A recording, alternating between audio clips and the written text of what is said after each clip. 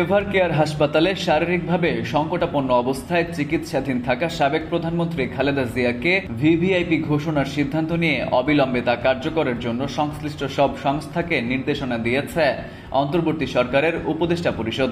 মঙ্গলবার সকালে উপদেষ্টা পরিষদের বিশেষ বৈঠকের পর প্রেস ব্রিফিংয়ে সরকারের এ সিদ্ধান্ত জানান উপদেষ্টা ওয়াহিদুদ্দিন মাহমুদ।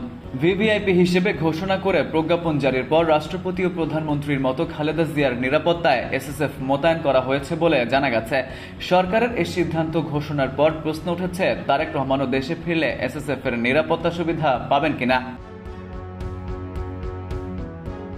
যদিও তারেক রহমান কবে দেশে ফিরবেন তা এখনও নিশ্চিত নয়, কারণ তিনি নিজেই ফেসবুকে স্ট্যাটাস দিয়ে জানিয়েছেন যে তার দেশে ফেরার বিষয়টিতে সিদ্ধান্ত গ্রহণের সুযোগ অবারিত ও একক নিয়ন্ত্রণাধীন নয়। তবে সোমবার রাতে দলের এক বৈঠকের পর দলটির স্থায়ী কমিটির সদস্য সালাউদ্দিন আহমদ সাংবাদিকদের বলেছেন, তারেক রহমান শিগগিরই দেশে ফিরবেন।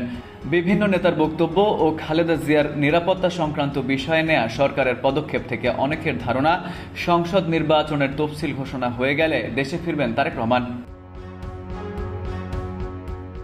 এসএসএফ অধ্যাদেশে খুব গুরুত্বপূর্ণ ব্যক্তিকে শারীরিক নিরাপত্তা দেওয়ার বিষয়টি বলা আছে।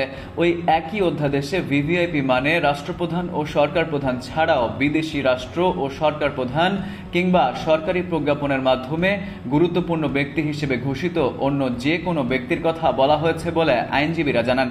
ফলে সরকার উপদেষ্টা পরিষদের বৈঠকের সিদ্ধান্ত অনুযায়ী খালেদা জিয়াকে ভিভিআইপি ঘোষণা করায় তিনি এসএসএফ সুবিধা পাবেন। এখন প্রশ্ন হলো, খালেদা জিয়া ভিভিআইপি হিসেবে এসএসএফ সুবিধা পেলে তার আওতায় তারেক রহমানও আসবেন কিনা। বিএনপি চেয়ারপারসনের নিরাপত্তা উপদেষ্টা ফজলে এলাহি আকবর বলেছেন, তারেক রহমান দেশে ফেরার পর তার নিরাপত্তার বিষয়টি বিবেচনা করে এসএসএফ সুবিধা দেওয়ার একটি প্রস্তাব সরকারকে দেওয়ার পরিকল্পনা তাদের আছে।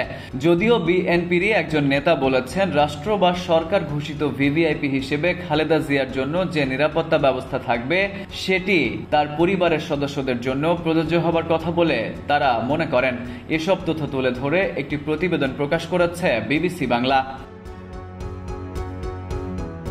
Farid U Ahmed, IBTV USA।